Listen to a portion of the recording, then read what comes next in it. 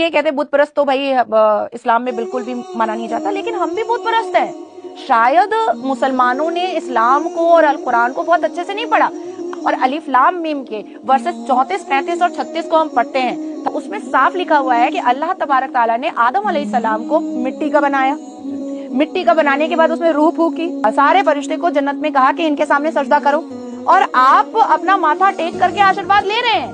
تو ہم بھی تو آدم کے سامنے جھکے ہیں، وہ بھی تو مٹی کے تھے۔